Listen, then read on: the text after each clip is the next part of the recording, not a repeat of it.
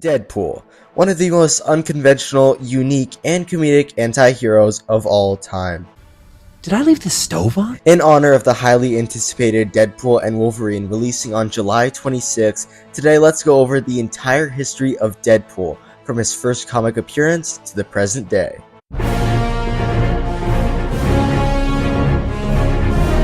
Deadpool made his first appearance in the comic The New Mutants number 98 in the year 1991. He was created by writer Fabian Nicieza and artist Rob Liefeld. Sorry if I said those names wrong. Liefeld was the primary designer of Deadpool, and he drew heavy inspiration from the DC Comics character Slade Wilson. This is shown by how both characters have swords, guns, and lots of armor on their suits. Stop right there! Deadpool? Deadpool? What? I'm not Deadpool. I thought Deadpool was a good guy. Why does everybody think I'm Deadpool? You got them guns! And the swords. Yeah, well, lots of people have guns and swords, okay? Nah, I'm pretty sure you're Deadpool. Look into the camera and say something inappropriate. On the other hand, Nicieza had to create the information and backstory for Deadpool. Upon seeing Liefeld's design, Nicieza actually recognized the similarities between Deadpool and Slade, so he decided to humorously name him Wade Wilson. And though it wasn't shown too much in the New Mutants number 98 comic, Nicieza also wanted to give Wade some sarcastic wit and humor so he could stand out and have a unique voice in the comic world. In the comic, Deadpool was hired as a mercenary to attack the New Mutants. So yeah, in his first appearance, Deadpool was basically just supposed to be a one-off villain. But luckily, thanks to his wisecracking humor, his distinctive personality, and his similarities to Slade, he caught the attention of many readers instantly. This led to him showing up in many other popular comic titles, such as X-Force and Cable and Deadpool. And then finally, in 1997, Deadpool got his own solo series, but it's still crazy that it took 6 years for that to happen. Now we get to Deadpool's origin story, which was of course explored in his own comic series as well as in the 2016 Deadpool movie. When Wade was younger, he left his home to join the Canadian Army. This is where he learned and even excelled with his fighting and combat skills. Unfortunately, even with this, he was eventually kicked out since he wouldn't follow orders and was just overall very unorthodox. Knows. So he then became a mercenary, where he'd essentially do contract killings for people. During this time, Wade would also meet his love interest, Vanessa Carlisle. Sorry if I said that last name wrong as well. Now, I don't really know if that part was in the comics, but it was in the movie, so hopefully yes. But unfortunately, Wade was later diagnosed with terminal cancer. This led him to join the Weapon X program, as they supposedly would be able to cure him if he joined the program. Wade underwent many grueling experimental treatments, which did eventually give him a superhuman healing factor, so he basically couldn't die. However, it came at a cost because all of the experiments left him horribly scarred all over his body, and sadly without hair. Now, Deadpool also had his fair share of popular comics, so let's take a look at some of these now. The first one being called Deadpool Kills the Marvel Universe, which was a limited 5-issue run that lasted from 2011 to 2012.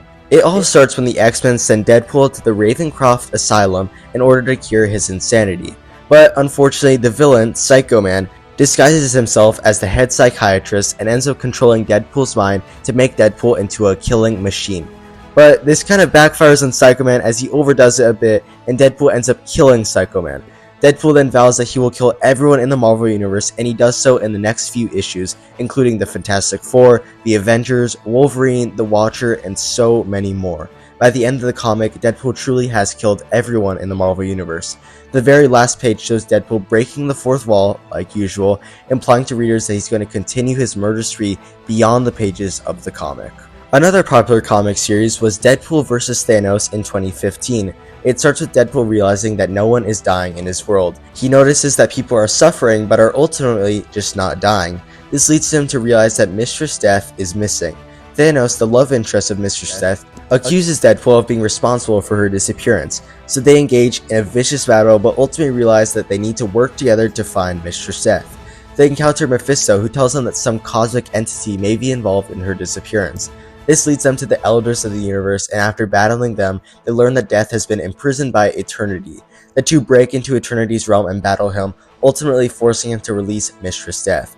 After this, the regular order of life and death returns, and Deadpool and Thanos gain a mutual respect for one another. Now, of course, we cannot talk about Deadpool without talking about his movie and TV show appearances.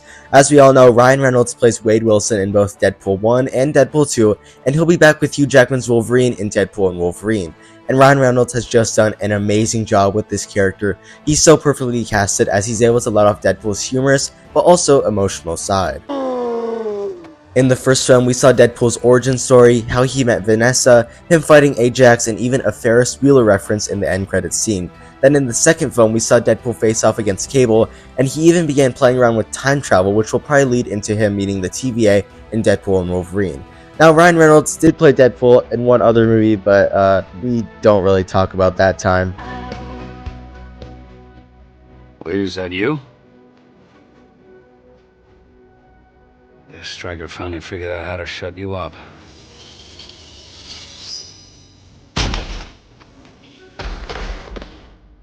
Hey, it's me. Looking past that though, Deadpool was also in animated TV shows such as Ultimate Spider-Man, where he actually teamed up with Spider-Man, which I hope we see in the MCU, and he was in the original X-Men the animated series as a cameo. So there you go everyone, I hope you all enjoyed this quick look at the history of Deadpool. I hope you all enjoyed Deadpool and Wolverine on July 26th, and be sure to look out for our Wolverine complete history video coming out very soon. Thank you all so much for watching, and we'll see you in the next one.